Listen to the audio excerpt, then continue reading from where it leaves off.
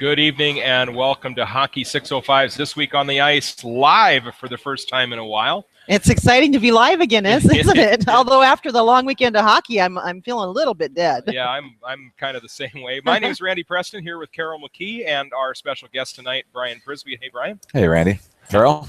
Speaking of long weekends, we're really glad you could join us, Brian, to talk about everything that's going on here at the IcePlex. It's been in operation a few months now. Yeah, October is kind of when we first got up and going, and we're certainly getting through the winter season fast as expected. I've had a lot of games out here, certainly a lot of practices, figure skating, curling, broom ball, adult men's league. I mean, there's just all kinds of activity going out here pretty much every day of the week. Well, and, several tournaments. The tournaments have been wildly successful that the Sioux Falls Youth Hockey has held here. Yeah, no doubt. It's, we haven't had tournaments in Sioux Falls because our rinks haven't really enabled us to. People didn't want to come to Sioux Falls playing. Now that we've got this facility, we started off with a Pee Wee A tournament that had, I think, 8 teams in it, a Squirt A tournament, a Squirt BC tournament, and a few others to come. Yeah. Wow. Very cool. Well, it's been very busy. I apologize there. My no problem. computer's just talking back to us there. And then we were over in Brookings this weekend. I don't know where you were when you got the word. I was actually at home and got the word because Trevor was scheduled to ref games here and got word that you guys had a mechanical breakdown. Yeah, we did. That would certainly be one way to certainly someone was testing us to see what our contingency plan is, and we basically what happened, it wasn't anything with the compressors. The chilling system that we have in the back that circulates the brine that cools the ice basically froze. So it's supposed to circulate through underneath the rinks to keep the rink temperature at about 14 degrees. Well, something got locked up in there so that brine wasn't circulating underneath the rink, so therefore, because it wasn't circulating underneath the rink to cool it, the ice temperature started to rise. The group that built the compressor area is out of Virginia, Minnesota. It was kicking off bells and whistles. It wasn't anything that we could fix locally here, so we called him up. Actually, we noticed it Friday night, hoping that it would fix itself or it was something he could fix remotely. He wasn't able to, so he hopped in his car at 4 in the morning on Saturday. Drove down here, diagnosed the problem. At that point, it was really too late. The ice temperature was at about 28 degrees, which obviously 32 is kind of that melting point. So we were getting close to that. The ice was just too soft on the Furniture Mart rink especially to really have any activities. We didn't want to damage the ice. Last thing we would want is to lose a sheet of ice at this point in the season. So we just made the decision to shut down the IcePlex in the morning. So all activities, some state league games, some figure skating, some Sioux Falls youth hockey practices, and then the unfortunate part was the mite tournament that we had out here. Yeah. Thankfully, the big chunk of that mite freeze was at the Denny Sanford. We had 3 hours of ice here, but we had to postpone that. But the committee that was on that tournament did a great job working with the Denny. They moved some games there, and really there wasn't much of a loss in action in that tournament. The guy was able to get it fixed within an hour of being here, which basically released that brine into the rinks and brought the temperature from 28 back down to 14. And we were able to skate, I think by about 4 o'clock we were back up and running. So, certainly a test. It happens that I was told. I was actually up in Grand Rapids, Minnesota, and was talking to the rink manager there. He said, about once a year something comes up at about every rink that you're in. We knew it happened at the expo. Every year something happened. So it's just one of those things being in the business. And, thankfully it could have been a lot worse. Yeah. We could have lost all 3 rinks. That didn't happen. We just lost, ice for about half a day on Saturday and kind of a way to build a contingency plan, get the heads together to figure out what we need to do. And, it's sucks that it happened, but we moved on and we're moving on today. So and you responded quickly and very professionally. All reports I heard were that you guys just handled it. Yeah, thank you. But I do have to tell you that I'm a little disappointed because I'd always heard that the brine that kept the ice cold was the brine. Yeah, well, I was giving you credit maybe you didn't quite have coming yet. Well, I am cold sometimes, but not. So it's brine, as in like a salty brine. Exactly. Okay. It's exactly what it is. Yep. Okay. Yep. So I just locked up, froze up, and then they somehow got heat in there to release that frozen chunk of brine, basically, that was stuck and not filtering through the system, and it released and is now flowing beautifully through the rinks. We had to do a little ice maintenance on this rink today. Some of the edges were starting to melt away. It was actually getting low enough to the point where it was getting to the paint, so in one of the creases, the paint kind of was spreading a little bit. Nothing bad, but just a little ice maintenance that we have to do now just to get it back. But no big deal. And this rink is a sand-based rink, correct? Yeah, sand-based. Really, that has really had nothing to do with the impact of it. This one, the Furniture Mart rink, is a sand rink. The Stampede rink is a sand rink, and the Zuger Leadership is a concrete rink. The reason why this one took a little bit more of a hit is because this one's just in a bigger space. Right. It's warmer in there, and it just melts a little bit faster than the two exterior rinks. Yeah. Well, you certainly did you're doing a nice job of recovering.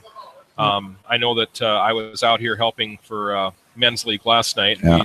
We were even shuffling some things around last night just to make sure that we didn't do any damage. Right. Yeah, we moved a couple games over to the Stampede rink, and just again to get some ice maintenance done here, and we worked on that again today. And yeah, it's just one of those things, in any business and any part of life, you get a curveball, and I think we hit that curveball. So yeah. Well, and you guys, you moved some of the games over to Mitchell, right? Yeah, that there was Rushmore was scheduled to play Rushmore Bantam B, and I believe Bantam A was playing Sioux Falls, Bantam A West. In the evening on Saturday, we were hoping we could have caught them before they left Rapid City to let them know, but they just decided to meet in Mitchell and reschedule some of those games. We had Matt Tobin's junior Stampede team that draws kids from around the area. They actually went to Worthington and practiced Saturday morning. So people, just made adjustments, and it's just what you kind of need to do in a situation like that. So. Well, that's wonderful. Not wonderful that it happened, but wonderful that you're able to resolve it so quickly, and no harm, no foul, I guess. Right. Yeah. And then what the guy said, Mark Rodrigo is the guy's name. He said it was a 1 in a million deal. He's never seen it before. Basically, just a fuse that blew, and therefore wasn't heating, and it just locked up, and it happened. We were on the unfortunate end of that 1 in a million. So. Oh, you're special. Yeah, I guess. Anybody ever asks, you can say we're really special. We're 1 in a million. And Brian, you mentioned that you were up in Minnesota at a tournament over the weekend. How'd the teams do? Yeah, we were at Junior Gold A tournament up in Grand Rapids, Minnesota. I had never been there before for a tournament. About a 6.5 hour trip up there. They did all right. They lost to the eventual winner in the first game of the tournament, a team out of Canada, in a shootout. 1-1 game, lost in the shootout. That team actually went on and played Watertown in the finals yesterday, and that Canadian team ended up winning. But we lost that game in a shootout, beat Centennial 8-3, lost to Elk River 4-1, and then beat Mitchell. So you drive all that way, and there's 3 South Dakota teams there, and then beat Mitchell 4-2 on Sunday. So they certainly we didn't win, we didn't even get third, but it's just fun to get away sometimes, play some different teams, see some different rinks, see the beautiful northern Minnesota area. So we had a fun time. Well, we were over in Brookings for the Dakota Premier Classic Girls U19 and U12 tournament, and they had several teams from Canada. Yeah. My first opportunity to see Canadian youth teams play, and they do have a different style of play. Oh, there's no doubt about it. They just collapse on the puck, and everybody swarms in. Yeah. And they seem to come out with the puck. Yeah, in boys hockey, they're known for being physical, and the first game physical, hard. Well, 1-1 was the end of regulation score, and it was tough. It was fun to watch. It was a great hockey game. And the girls' game was more I believe it too. But when I interviewed one of the coaches afterwards, he commented on how I asked him about the difference between South Dakota hockey and Canadian hockey and coming down here, and he said, "Well, it's a little more physical down here." And it's like, really? Yeah. So maybe it's all a matter of perspective. Yeah, but I really thought it was interesting how they seemed to really weight one side of the ice. Everybody shifted over a lot, more so than we see our players doing when the puck's going down that side. Yeah. They're all over there cutting off any angles for passing it across the ice. It was really interesting to see know that. what they're doing up there. Yeah. That's for sure. It was fun to watch them play, and it was fun to watch how our teams were adjusting to that play. Well, Brian, I just want to thank you for stopping by and joining us tonight. This happens every week. Night, every night. Thank you for stopping by and joining us tonight, problem, and appreciate all you're doing out here at the IcePlex. Thanks, Randy. Certainly. Appreciate everything you're doing out here too. We all Yeah, try. well, we got a big event too. I don't know if you're going to be touching base Oh, on that, thank but I you. just kind of want to throw a plug to our event out here on Thursday with the the Nate Wick Skate for Nate. Skate for Nate events. It really kind of leads up to a full fun day here of hockey, and really something that the Sioux Falls Flyers organization that we're going to try and do next year and do a hockey day in Sioux Falls. And really, if you were to have a hockey day in Sioux Falls, it would be this coming Thursday, where kids are off of school for President's Day break, and the Stampede are going to start practicing at 11 o'clock on the Furniture Mart rink, open to the public. And then following that, they're going to keep players out on the ice and do some skills challenges, and anybody's welcome to show up for free and skate and shoot and do whatever with the Stampede. Then there's going to be an open skate event for Nate Wick's school, Patrick Henry, at 2 o'clock for those kids to come out and do that. And all the money raised for that will go to the family. Then there's our typical Thursday night youth hockey practices out here, kind of smothered around an event specifically for Nate Wick, Skate for Nate, where there's going to be a skills competition again on the Furniture Mart rink from 6:45 to 8.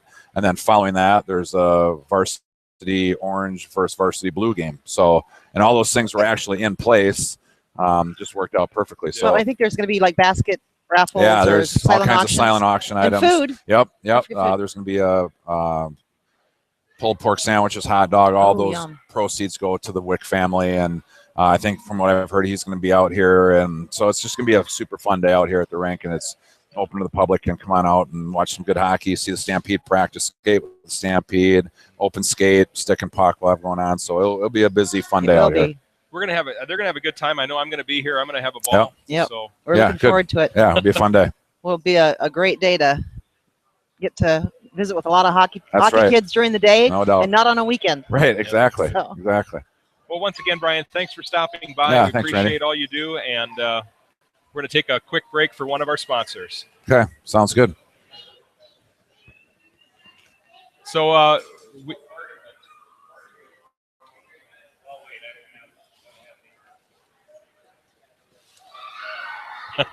well, all right. Well, we want to give a huge shout out to Home Federal Bank. Home Federal's been a huge supporter of Hockey 605 and so many of the other things we do through the Sports 605 network. If you have a Home Federal branch in your community, please thank them for all the support they're giving to Hockey 605 and for their support of youth activities. Home Federal Bank, it's your time. So we get Brian moved out. Brian moved out, I move in. One of the things about going live is if something gets a little bit off, you just deal with it, right? You do. You just deal with it and we keep learned on that. moving. We learned that from Brian and crew this weekend. Yeah. Oh, I'm excited to talk youth hockey. What a weekend. It was a wonderful weekend. You know, it was a good weekend kind of all over the state. I didn't get a chance to see a whole lot of youth hockey this weekend. You know, frankly, it was kind of nice taking a weekend and not hanging out all weekend, you know? Yeah, I know family members and friends that have kids that are playing, and they're going two different directions every weekend with different kids playing, and they feel a little bit guilty when they say they're happy they don't have hockey on a weekend. No, I understand. But we you know, Trevor was working all over this, all over the Midwest, all over the state here, this part of the state, reffing games. He got a call early morning, Sunday morning. The officials that were scheduled to work a game here were late. And they wondered if he could run out here, run down to Sioux Center and work a game down there already. So as it turned out, on their way here to the rink, the referee showed up. So they got the game going. Well, that was nice of him to be responsive. Yeah, it was good, though. So we've got a youth hockey report. Lots of stuff going on. We do. I think we'll just focus on a few things. That makes sense. And try and move a little bit quicker through because we've been going over, Randy. Yeah, so. I know. First up in the youth hockey update is Aberdeen Lady Cougars. The Aberdeen Cougars. Want to talk about the Lady Cougars, who had both a U12 and a U19 girls team in the Dakota Premier Classic this weekend. The under 12 Lady Cougars defeated the Laverne Cardinals and then the Marshall Tigers to advance to the championship over the weekend against the Fargo Freeze. Okay. The Freeze did come out ahead, but the Lady Cougars gave an impressive display of U12 hockey. It was just amazing how watching those girls play. It was fun. That's good. Kensington Eckhoff and Caitlin Holland both had an outstanding weekend, and they had a newcomer in the goal, Randy. Oh, who was that? Catherine Grismer. Okay. Catherine did a fantastic job. They had no one to go in the goal for the U12 team. And so a couple weeks ago, she volunteered to step up and go in the goal.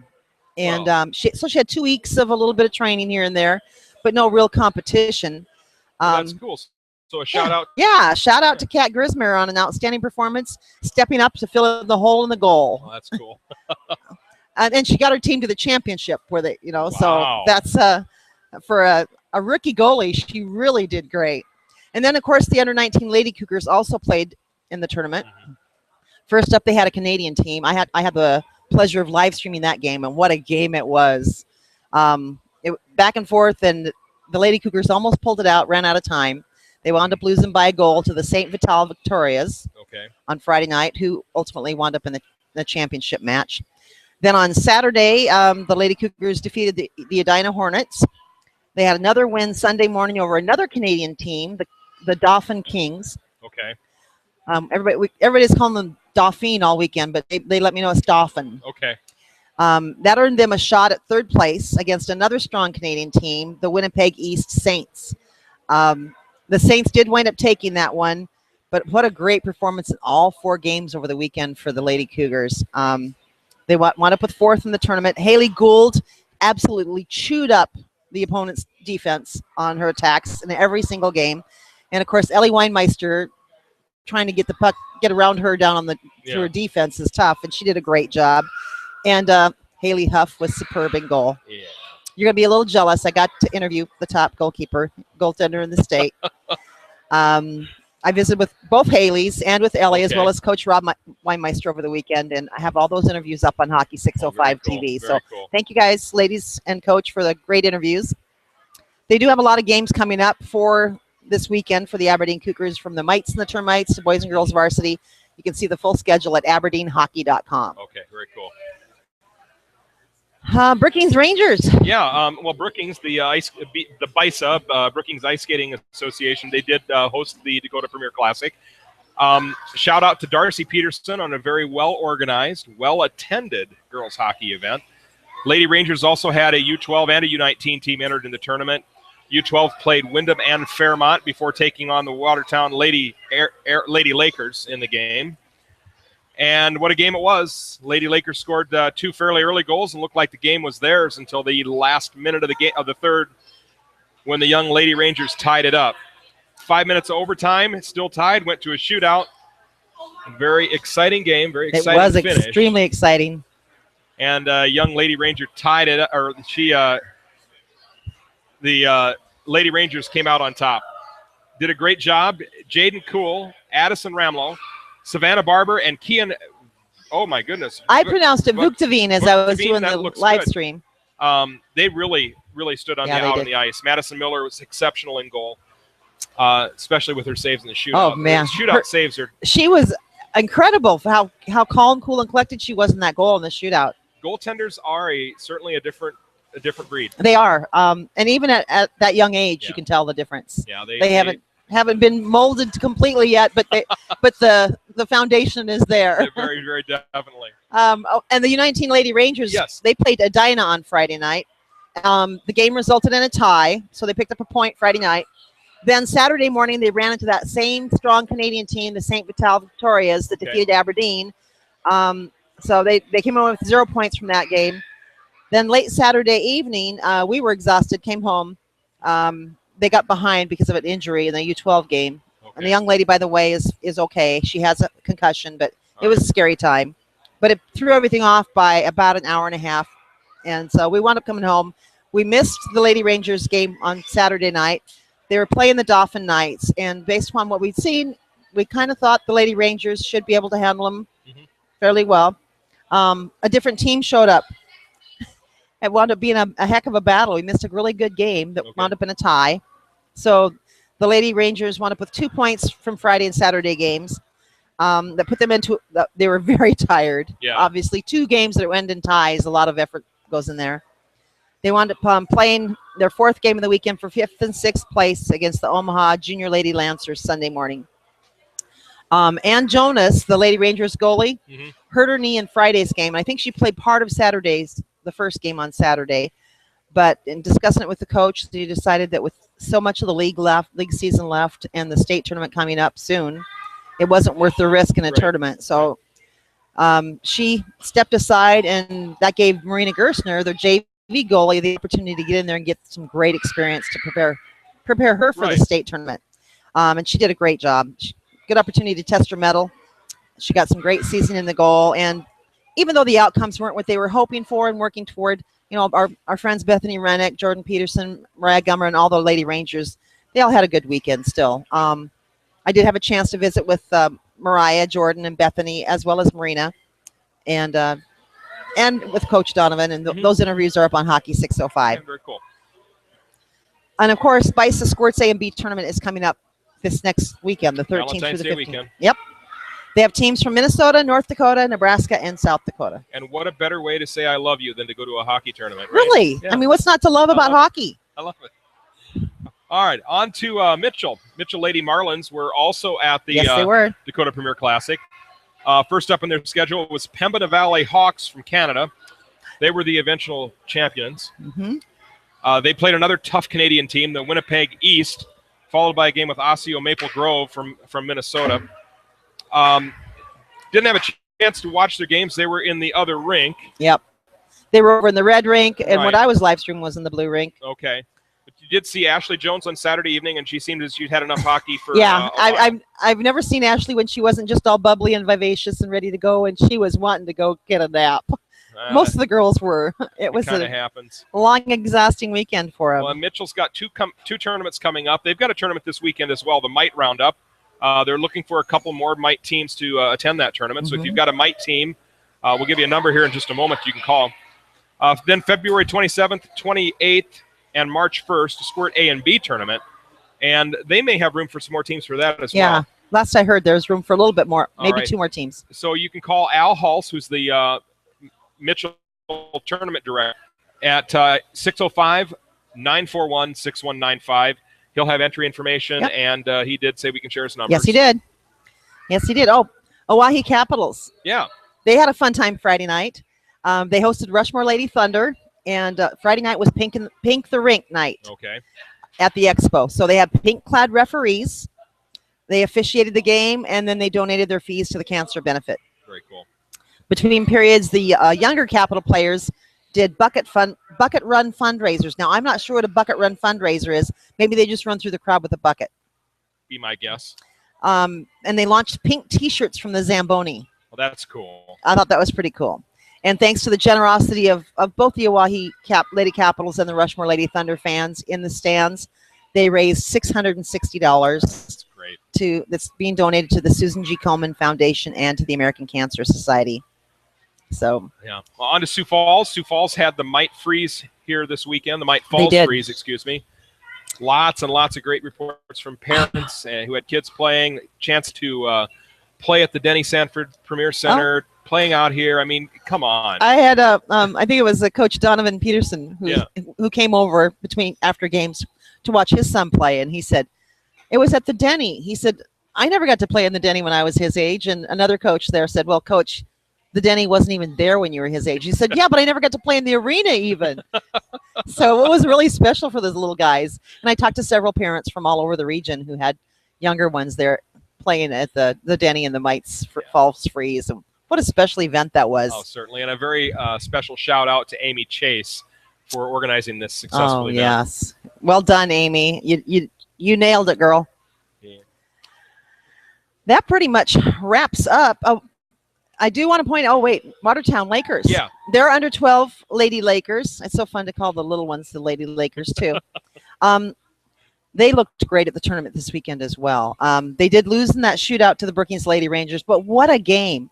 And I'm trying to remember the name of the goalie. I didn't get it written down, but the goalie for the Watertown Lady Lakers, I want to say Emily, but she did a fantastic job in the goal all tournament long. Cool. And she was just making saves that were pretty sophisticated for her age. Yeah, absolutely. And of course, most of the South Dakota 12 and under teams that were in there are younger. They're 7 and 8, 9, 10-year-olds. Right. And then there were some teams that were true 12s. The Fargo Freeze team, the Marshall Tigers team, they almost looked like they had a mold that they made those skaters out of. They all looked the same. They were all the same size, and so these little 8, 9, 10-year-olds, bless their hearts, they were giving everything they had on the ice. It was cute to watch them. Totally understand. State tournaments coming up, but we'll have more news on the state tournaments next weekend as things really start to kick off the weekend after that. Lots of great hockey coming up, and the state tournament season is an absolutely fun time here in South Dakota. It is, Randy, and I just want to give people a heads up. We're doing some things, working with the host organizations to help the local teams or the participating teams to sell banner advertising on dasher boards on the live stream, so that we can help support and have it there. And a fundraiser for both the participating team and for the host organization, and pays for our travel and our Hockey 605 expenses to put up the live stream.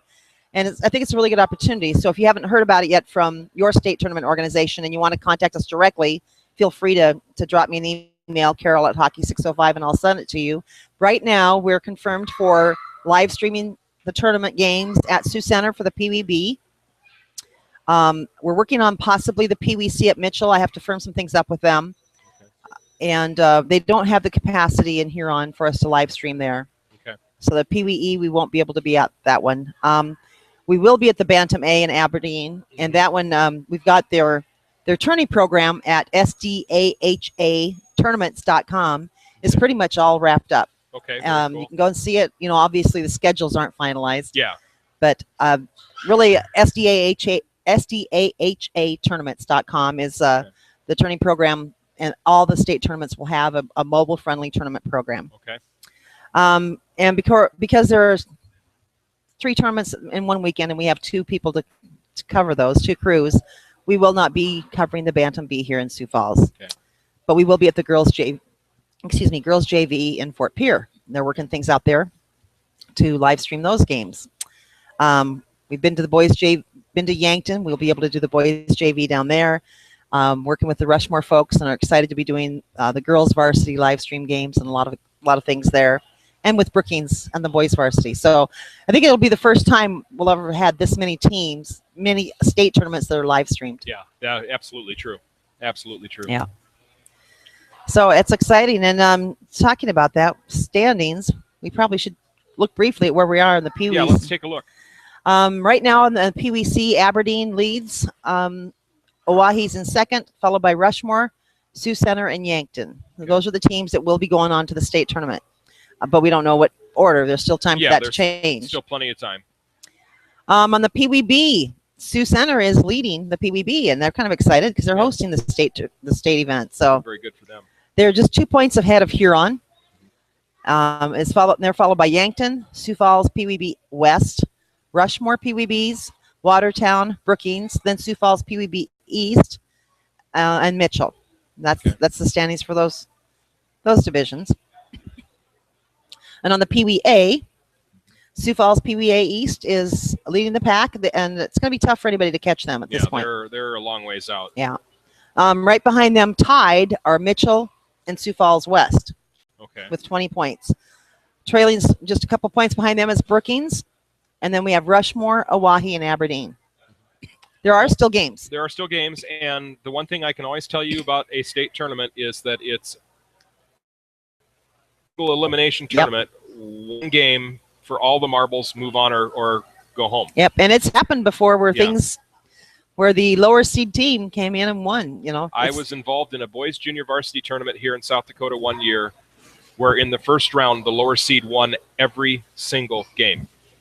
Wow. Yeah, the 8 seed that beat the doesn't 1 happen seed that in the often. first round. That was just really an interesting tournament. That always makes for really a fun tournament, except for the top seed. Exactly.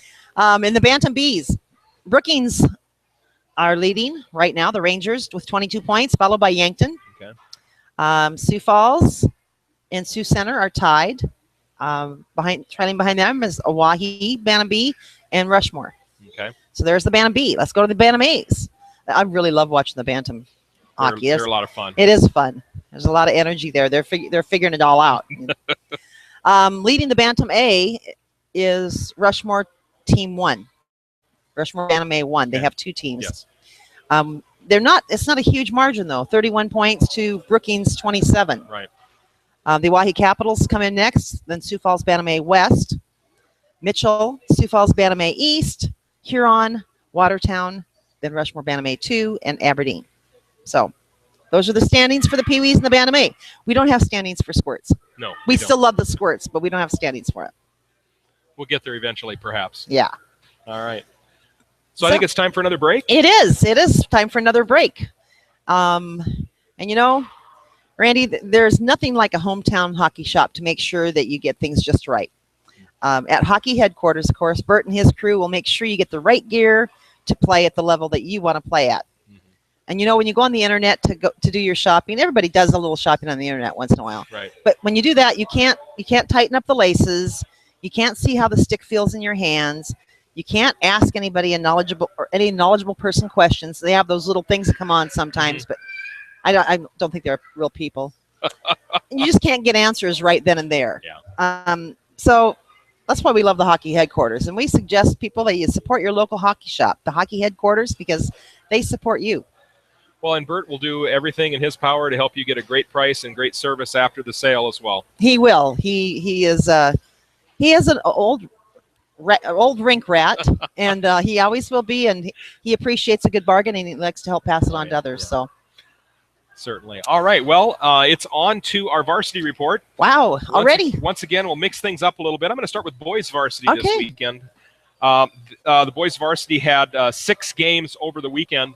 Kind of a slow weekend, really, for boys varsity. Lots of teams were out doing tournaments and a little bit of everything. So we'll start with Friday night, where there were 2 games.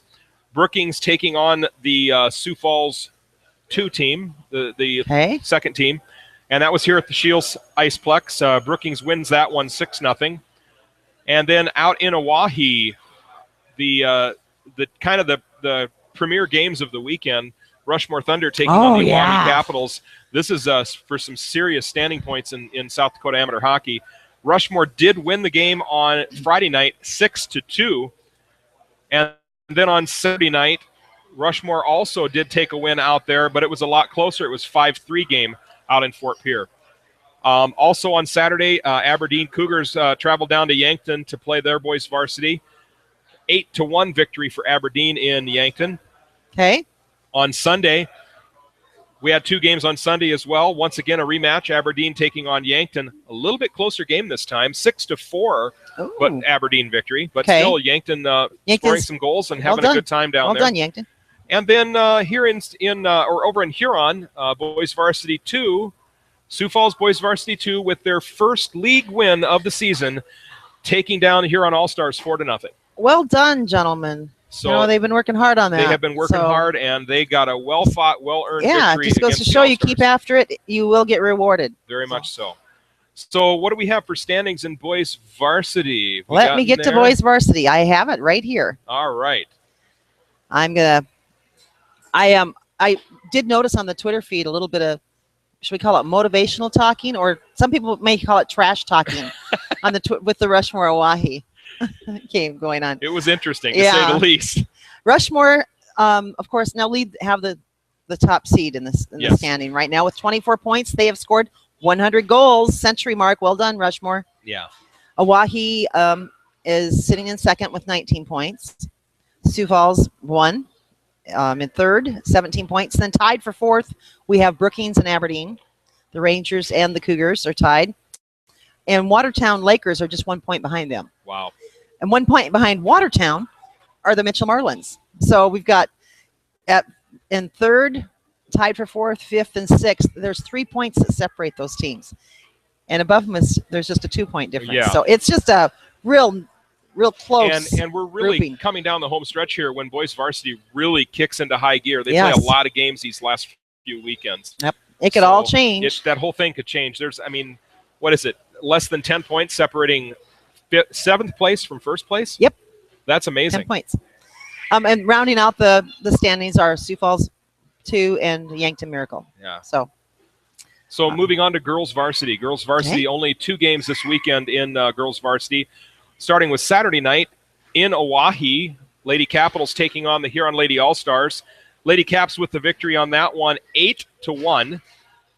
Not necessarily unexpected. Where was that one at? That was in Oahe. On Saturday? Saturday. And Friday night was their game with Rushmore. Yes. Or no, that was the boys that we're talking about.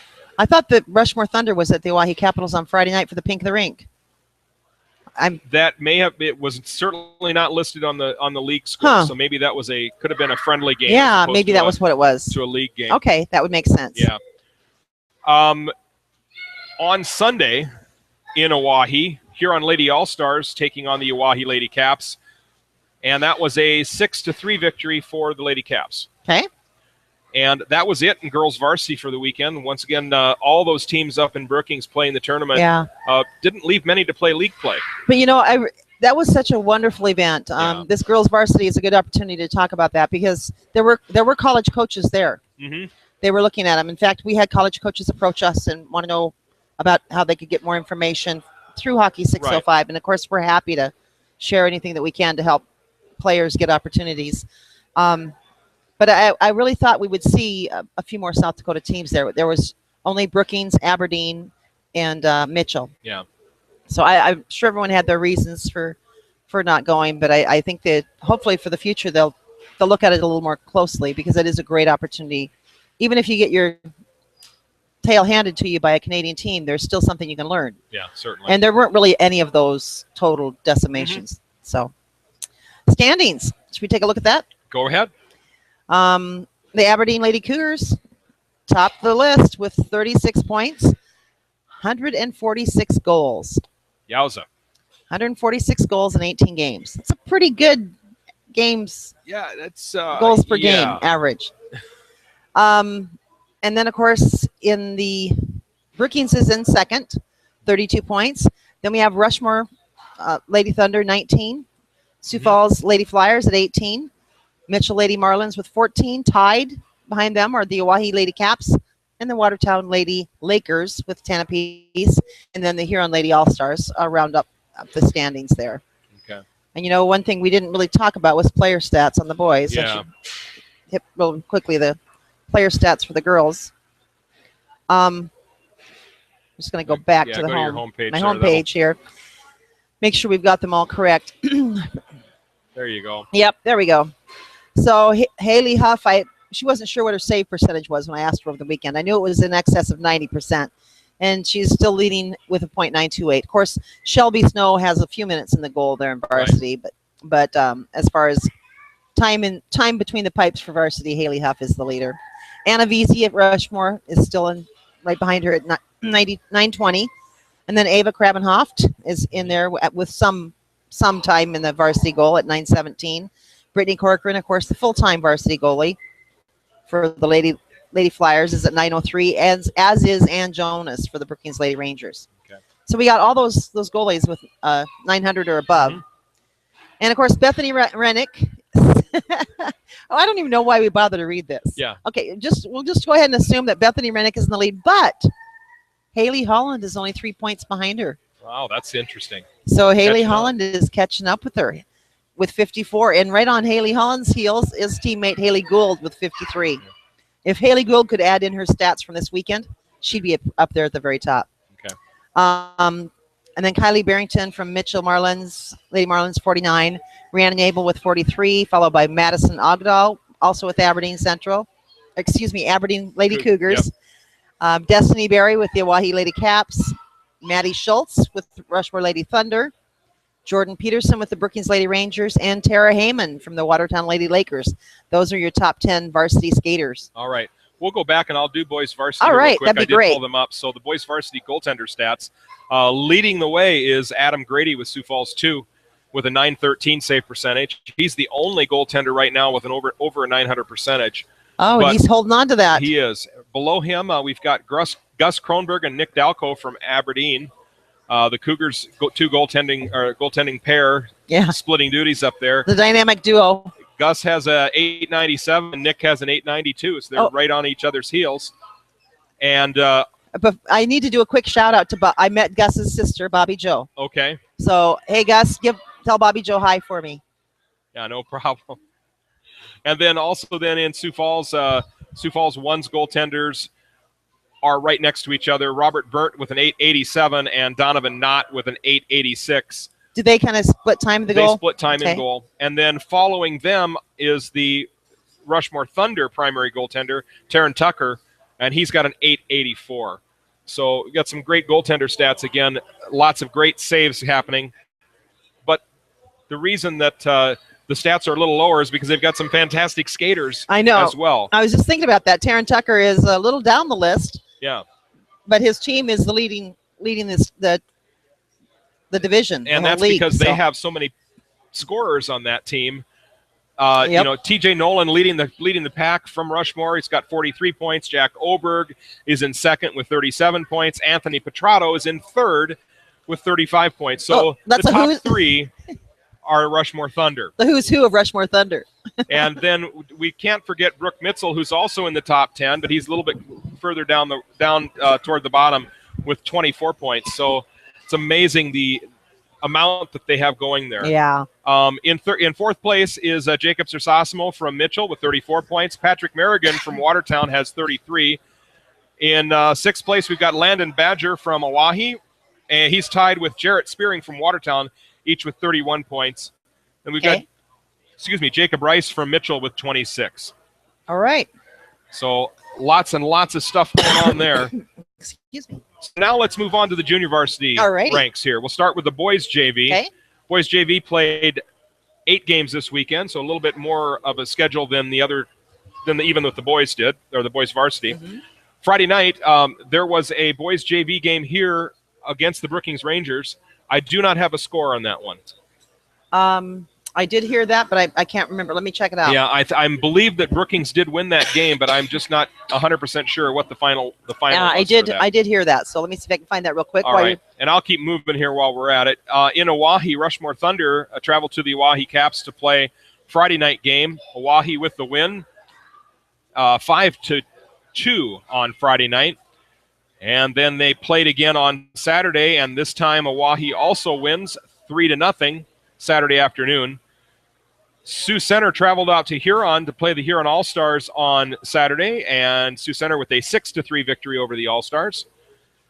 And then in Yankton, Aberdeen at JV taking on the Yankton JV. Aberdeen 4, Yankton 3. Very tight game. Wow, very tight on the JV side.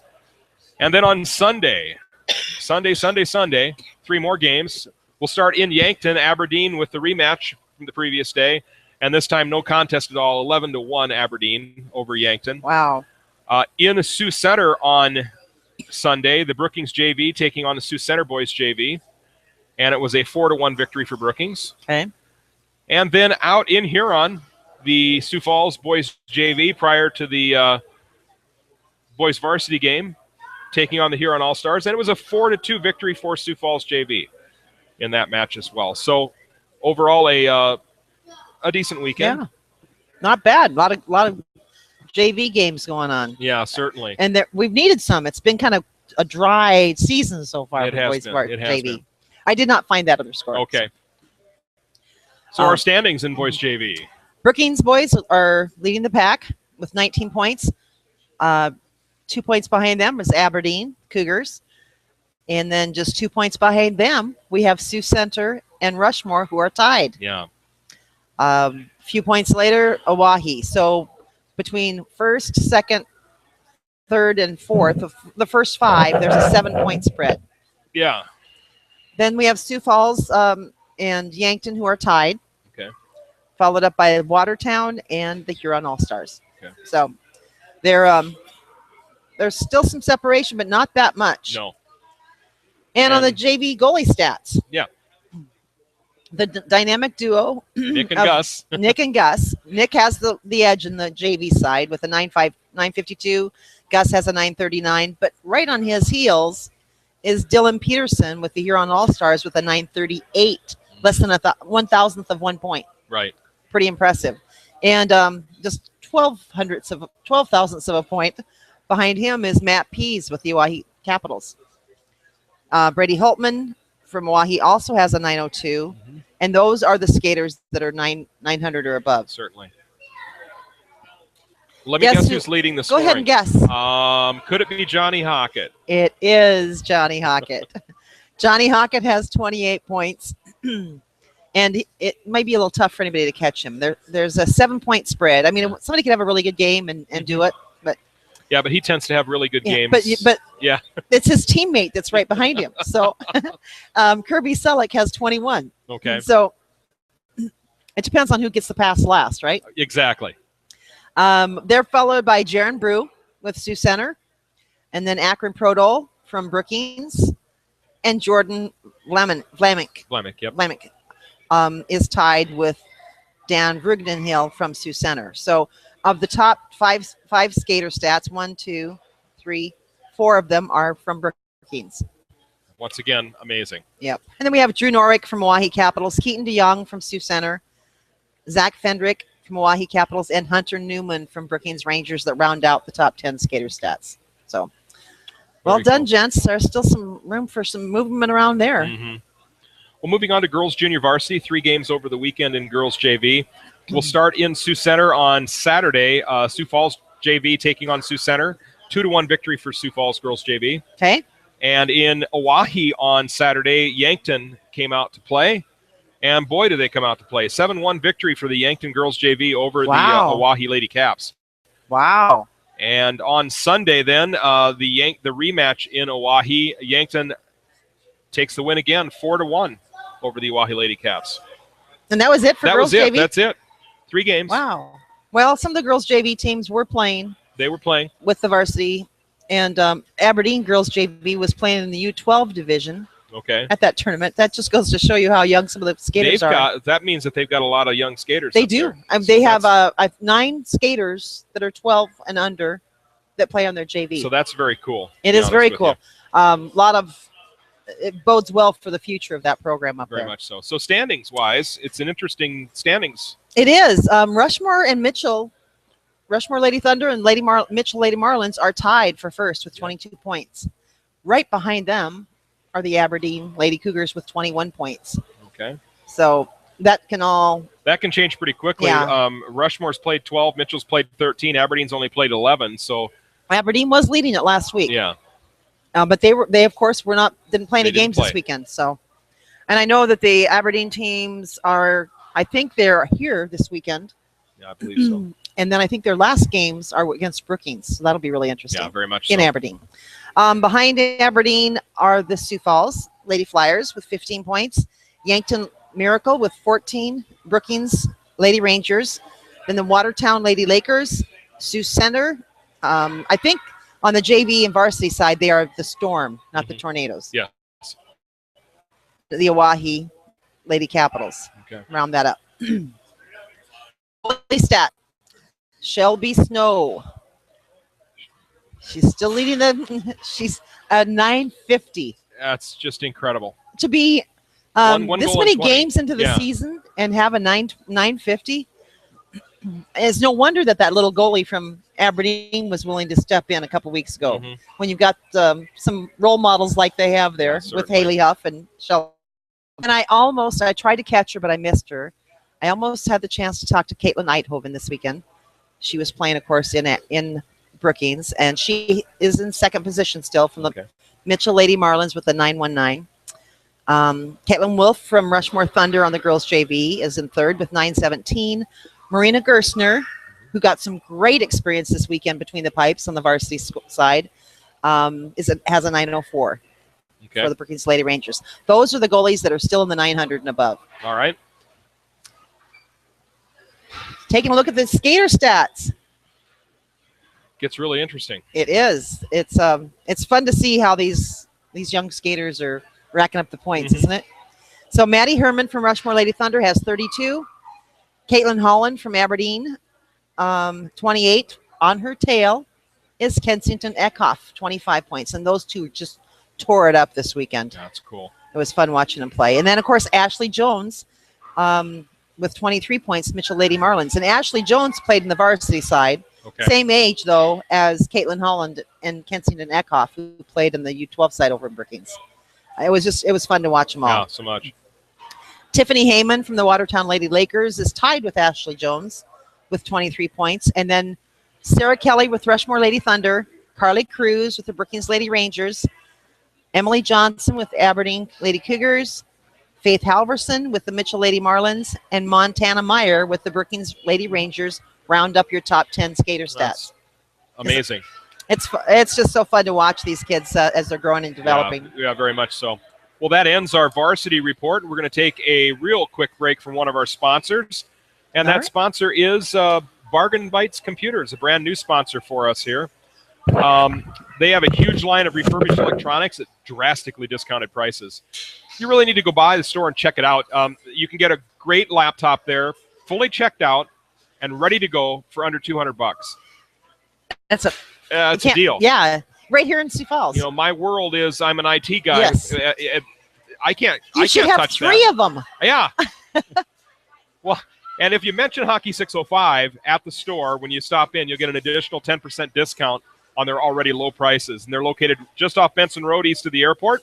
Or you can check them out on the web at bargainbytes.net. That's bargainbytes.net. So it's got to make sure, because that's a little strange, Yeah. right? Yeah, it is. Well, you got to make sure and spell it right. Yeah, no doubt. It's not like the bite me. Well, it is. It's- Bite me, please. I need more bites. There you go. Yeah. Always room for more memory. Come on here. Can't have enough. Can't have enough. All right, on to junior hockey. And it was a wild and crazy weekend in junior and pros here in South Dakota. And I think you'll understand more as we get into the report. But we'll start on Friday night in the North American Hockey League, where the Aberdeen Wings and the Brookings Blizzard played each other in Brookings. And I got to watch part of that. I'm jealous. Between games, I went over there. And I talked to some of the guys, and I got some interviews, and you got a shout out. I'll tell you about it later. Okay, cool. I was having a really great time Friday night. I was at the Denny doing PA for the Stampede game, but this looked like it was a whole lot of fun. It was. Those first two, pure back and forth. So going into the game, the two teams were separated by only 2 standings points in the Western Conference, or the Central Division of the North American League. Aberdeen scored first at 13-13, a goal by Michael Saucier from Victor Ostling. And then moments later at 18:50, Brookings tied the game on a power play goal by Nate Caldwell from Beaumachad. 1-1 at the end of the first. Second was a little bit more of a defensive battle. Only goal scored was by the Wings. Marker by Jackson Graylam from Will Hammer. That was at 15:50. 2-1 Wings end of the second. Third period was dominated by the Wings. It was. A goal at 2:21 from Victor Ostling. Kyle Hack and Michael Saucier with the assists. Another goal scored at 6:46 by Michael Saucier from Victor Ostling and Ryan Cook. Followed by an empty net, shorthanded goal by Kyle Hawk, 13-19. Finally at 19:57, a Wings goal by Grant Dukas from Bjorn Sigurdarsson and Colin Hughes. 6-1 victory for the Wings. Andrew Shortridge getting the win, stopping 30 of 31. Ryan Kubik took the loss for the Blizzard, stopping 21 of 26. It was a back and forth game until that third period, Yeah. and then it's just like the stat sounded. Kind of sounds that way. Aberdeen just took over, and it was my first time getting to see the Wings play. Yeah. And their fan base was phenomenal. And I have some interviews with some fans. Good. Tried to get a little battle going between a couple of different fans to see who's the best, who has the best fans. But I didn't need to do the battle because there was one that happened on the ice. Okay. And then that prompted a little skirmish in the stands with a couple little guys. Really? Yeah, they thought they'd emulate what was happening on the ice. Perfect. Yeah. But it was a great 2 periods, almost 2.5 periods of play, and then it just got out of hand. So. Yeah, I understand. But it was still fun to watch. I enjoyed it. And that was the only game that Brookings played on the weekend. They did not have a Saturday or Sunday game. Aberdeen did, however. They went to the Bobcats, didn't they? They played at the Odie in right. Aberdeen against the Bobcats. Bismarck absolutely dominated play in the first, but they only scored 1 goal. So Aberdeen's defense was really doing well. Their goaltending was really doing well. However, Bismarck scored twice less than a minute near the 15-minute mark, so just on either side of the 15-minute mark. The Wings did score shortly thereafter. Brendan Reardon from Kyle Hawk and Michael Saucier. Bismarck scored again to make the score 4-1 at the end of 2. Wings would add a power play goal at 12:23 by Ryan Cook from Kyle Hawk to make it interesting. But then Bismarck added an empty netter at 18:30 to hand the Wings a loss on the evening. Andrew Shortridge with the loss in net, stopped 26 of 30. Wings took 33 shots on goal for the night. So, you know, Brookings, or Bismarck, I should say, they're a pretty good team. They're a little higher in the standings. They seem to be doing a good job when they're I did especially ask them to win that game against. I'm a little disappointed. But, and I did learn something, though. I did get a chance to talk with players from both the Wings and from the Blizzard on Friday night. Okay. And I've decided that hereafter I will wait for them to shower. It's a good point. I will wait for them to shower before I do the interview. It's enough said. It's hockey cologne. Is that what you call that? I have no idea. That's what I'm calling it now. I understand. I totally understand. No offense, guys. I have been in the penalty. I have worked penalty box before. I know that aroma. If I hadn't had kids and had to change diapers, I probably would have been. You know, I've heard a rumor that they don't necessarily wash a lot of their pads because it washes the luck out. Oh, okay. Well, if that's what the luck smells like, you can keep it. You can keep it. There you go. So anyway, next weekend, the Wings travel up to Bismarck for a rematch of Saturday's game. The Blizzard have a home series against Austin. Friday night in Brookings, Saturday night in Austin. In the standings, the North American Hockey League Central Division, nothing changed in terms of position. And unfortunately, the Aberdeen and Brookings are separating a little bit again. Yeah. And Aberdeen did with those 2 points. They moved to 4 points ahead of Brookings in the division. Yep, that was an opportunity for Brookings to tie it or pull ahead, I think. With a win that night, they would have been tied. Okay. So I was trying to remember that night. Yeah. All right. On to the USHL and the Sioux Falls Stampede. All right. So the Stampede started the weekend with 41 points and sole possession of 5th place, 2 points out of a playoff spot. That's how they started the weekend. Okay. All right. Stampede announced Friday afternoon the acquisition of Trey Bradley from the Youngstown Phantoms. They had a trade. Okay. That Trey Bradley filled the 23rd and final roster spot. He posted 44 points in 77 games with Youngstown last 2 seasons.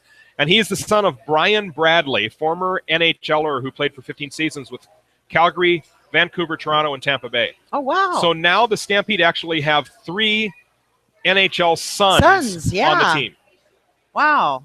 And that's kind of a unique distinction, isn't it? So Friday night, Stampede took on the Sanford Premier Center. Although the game took a bit to gain some pace, the Herd struck first 12:54 on a goal by Parker Toomey from Troy Loggins and Trey Bradley. So Mr. Bradley already in first 15 minutes of the game has already made an impact. Yeah. Nice trade. Yeah. So I'm announcing this goal on PA, and all of a sudden I look up and the horn's going off and the sirens are going off again. Another Stampede goal. 7 seconds later. Wow. I love it. And it was by Parker Toomey from Troy Loggins and Trey Bradley. The exact same scoring combination as the first goal. Did somebody hit the instant replay? Yeah, I think they did. To finish out the first period, the Herd struck once again a goal by Kiefer Bellows from Logan O'Connor and Cooper Marody. That was at 17:25 of the first. Whoa. Stampede took a 3-0 lead into the locker room at the end of one. And in the second period, the Herd struck again at the 12:42 mark. Power play goal by Dylan Eichstadt from Kiefer Bellows and Logan. Chicago scored late in the second. 4-1 lead for the Herd going into the third period. Third period saw just an absolute barrage of shots by Chicago, but the Herd's defense and goaltending was up to the challenge. Herd win 4-1. Stefanos Lekas took the win in net, stopping 33 of 34. After the game and even before the game, I talked to a few of the Chicago players and some of their handlers and asked them if they enjoyed the experience of the Denny. Chicago typically plays to a crowd of about 800 or 900 people. What? Out there in their small rink they have out in Schaumburg, Illinois. They're in a hockey town, but they're in a hockey town that has an NHL team, an AHL team, a USHL team, a lot of AAA hockey. I mean, the hockey market there is just spread out like crazy. They were absolutely enthralled with that. Good. And it was the quote I got is they enjoyed the experience of playing in a state-of-the-art facility in front of the largest crowd they had seen all year. So that was kind of cool. That's really cool. So Saturday, Stampede returned to the Premier Center for an I-29 rivalry game against the Fargo Force. Game was a lower bowl sellout. So I did see that. Crowd of 6,764 people would take in a great night of Stampede hockey. Uneventful first period, but Kiefer Bellows would strike first on the power play. 9-11 of the second. Great pass from Logan O'Connor to Cooper Marody, who found Bellows in the slot, and he risked a shot that was blocked, but then he picked up his own rebound and shoved it into the net. Well done. 1-0. 12:43 Bellows with the evening from Logan O'Connor and Dylan Eichstadt. O'Connor risked a shot toward the net from the high slot, and Bellows was able to bat down the puck to his stick and push it past the side of Israelson to make it a 2-0 game. So here we go. Here we go. Fargo would score a goal at 14:40 to make the score 2-1. But then Bellows would complete the hat trick at 18:42 when O'Connor dropped a pass at the top of the left circle where Bellows blasted a shot into the upper right-hand corner of the net. His 24th goal of the season puts the Herd up 3-1 and the hat flying. I was just going to ask if the hats were flying. It wasn't the most hats that I've ever seen on the ice, but it was still kind of a cool sight. That's really cool. I was visualizing that as you were telling about the hat trick. And just so you know, it marked the second straight Saturday that 16-year-old Kiefer Bellows has had a hat trick for the Stampede. He did score a hat trick down in Tri-City last weekend as well. Oh, wow. Sioux Falls outshot. He's going to have to start wearing that big, tall pink hat you have. Thank you so much. Sioux Falls outshot Fargo 22-18 through 2 periods. Third period back and forth, both teams delivering some big hits. Herd held on to their 2-goal lead late, forced Fargo to pull their goaltender with 2 minutes left. Herd couldn't get the bounce to secure the game, and Fargo did score a goal in that time to make it interesting. But just 4 seconds left in regulation, so they basically went out to center, dropped the puck, and that was it. Herd earned the 3-2 victory. Lekes took the win in net, stopping 26-28. And next weekend, only one game for the Stampede, and it's a Sunday afternoon tilt down at the Madhouse in Hickman in Des Moines against the Buccaneers. Down in Des Moines, though. Yeah. So next Stampede home game is Saturday, February 21st against the USA Hockey National U17 team. So it's they're a USHL team. Oh, okay. They have USA Hockey fields 2 teams that play in the USHL.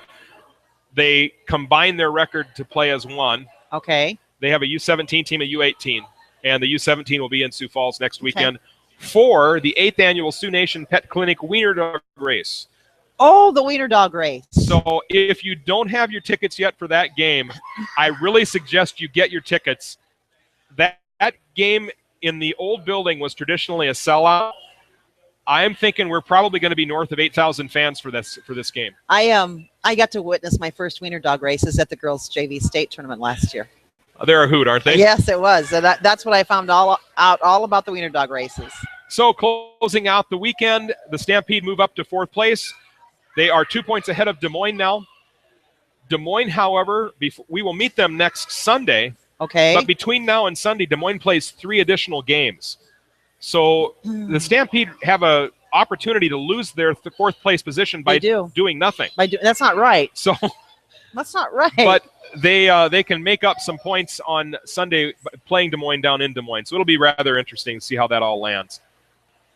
On to pro hockey, and we're running a little late here, but that's okay. I really need to talk Rush because Rush had a great weekend. We do need to talk Rush. First of all, Tuesday, the ECHL announced that the Rapid City Rush forward, Jesse Schultz, had been named the Sherwood Hockey ECHL Player of the Week. So that was for the February 26th through February 1st, or January 26th through February 1st. This marks the first time in this season that a Rush player has been recognized by the league. Other big news on the Rush front was the trade of J.P. Shabbat to the Stockton Thunder future considerations. Shabbat suited up in 32 games for the Rush, but he's playing for Stockton now. Okay. Rush did 3 games on the road starting on Thursday night. I'm not going to go into all the details. I'm just going to say Thursday night win for the Rush. Yes. 5-4 Rush victory. That's a high-scoring game. High-scoring game. Joe Howe, who was the new goaltender, earned his 2nd consecutive win in net, stopping 19. So, well done. Well done. Well done for that first time in net. So especially. we go to Saturday night, and on Saturday or Friday night, excuse me, they moved to Missouri to play the Missouri Mavericks, and the Rush gets their third straight victory, 4-2. And it was a rather interesting night in terms of kind of all the details, but you can really find out a lot of details on the Rush's website because they do have good. They do a great job. I suppose our buddy Hunter Myers is happy. I think he probably is. He probably is. They let's see, Cale Kerbashian, he is another new trade, and he scored in his fourth straight game for the Rush. That's impressive. That is 4 impressive. straight games. So, that's impressive. New trade, 4 straight games, kind of cool stuff. A good trade. Yeah, certainly. So on Saturday night, Matthew Brisebois notched a pair of power play goals. Jesse Schultz scored for the 4th consecutive game. Danny Battaccio made 53 saves. I know. I heard about that. To win his 100th game in a Rush uniform. That's so impressive. Congratulations, Danny Battaccio. That's really 4-2 impressive. win over the Tulsa Oilers. Great game. The Rush is they're coming on. They are. They're coming on. It's really good to see. Don't you just love it when our South Dakota teams are having a great weekend? Oh, yeah. Makes for a better week. Now, the Rush head back home. They start a 5-game homestand tomorrow night, Tuesday night, against the Brampton Beast. Now, they've got a good chance. Brampton is actually the last place team in the ECHL right now. Brampton is the last place. Oh, so pick up some points. They've got perhaps. a good chance to pick up some points. That'd be nice. And they're now, I think if I remember right, they're only 2 points out of a playoff spot. All right. So come on, Rush. Come on, Rush. Get out there and cheer on your Rush. Go, fans. I wish we could get out there and watch them. Yeah. Oh, that's great. Now, we have one more break to talk about. We do. Before we go to that break, yeah, go ahead. I want to quickly mention Ryan Bauer with the Aberdeen Cougars this weekend. I'm going to try and get this video and share it. He scored 2 goals in like 7 seconds as well. Or actually, I think a hat trick in one shift in the first opening minutes of play. Wow. A hat trick. That was pretty impressive. So I'm going to try and get those and put them up, but shout out to Ryan Bauer for doing that. That's really awesome. Very cool. That was pretty cool. Very cool. Yeah, I wanted to visit a little bit, Randy, about what we've been doing with the live streaming of the games and the DVDs. I actually had a grandmother. We get a lot of emails from grandmothers who watch the games live, and I appreciate that, being a grandma myself. Someday, hopefully, I can watch my grandkids play, and somebody will be doing the live stream for us.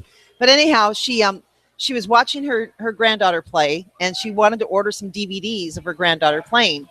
And I really liked her perspective on it, because she said it would be great for her to watch the games again and to let her granddaughter watch. But she was thinking ahead. She said, someday my granddaughter is going to be a mom, and I want her to see how good her mom was at hockey. So I thought that was pretty cool. Very cool. To be thinking ahead to that. I just thought that was really neat. So it was a great idea. There's a lot of reasons to preserve those memories, but we do have lots of games ready to put on DVD, and you just need to go to hockey605.com, click on the DVD tab, and it should tell you the games we have available. If you're looking for one that's not listed, get in touch with us and let us know. Okay. But one of the problems we do have is, I was serious when I said, bite me, please. We need more bites, because we're so packed with game film that we can't store it indefinitely. Right. So it really kind of breaks your heart when you finally have to purge something off of a hard drive, clear it off, and 2 days later you hear from somebody that they want a copy of the game. Yeah, I understand. So if you want a copy, get a hold of Carol and Randy at Hockey 605, and they will help you out. Yeah, we'll be happy to help you out. I really hate deleting them, knowing that there's not something out there. I totally understand. Well, Carol, it's been a great Monday evening here at the SCHEELS. I have a good time with you tonight. It's fun going live again. Yeah. It's been a long time. Oh, Randy reminds me we got something special coming up this week. Yeah. You know, on what happens on February 14th? I do. Happy birthday, Hockey 605. Yes, it's Sweethearts Day and Hockey 605's birthday. So we might be doing a little hot birthday celebration out here. at the Plex during the games. All right. Well, I'll be here, and So- I'll be sure to say happy All birthday. right. Well, if you want to spank somebody on the birthday, let it be Randy, not me. Okay, I'll make sure that happens. All No problem. We're pretty excited. A year of videoing games, talking to players. I think we're getting close to 70,000 views on the website on Hockey 605 TV. Lots and lots of good quality games up. Oh, So very cool. it's fun, and we're getting to know some wonderful kids and hockey families. So Well, and I just recalled I also have one shout out Oh. as well. If you remember, a couple of weeks ago, I told you about my friend up in Minneapolis who was the top 10 senior goaltender. yes, She made the cut. She's in top 5 now. Shout out to Emma May. Emma, keep going, babe. that's awesome. We're rooting for ya. Congratulations. That's awesome. Yeah. All right. Well, thank you. From all of us here at Hockey 605, Preston here. Carol McKee and you are Our Hockey Hockey 605.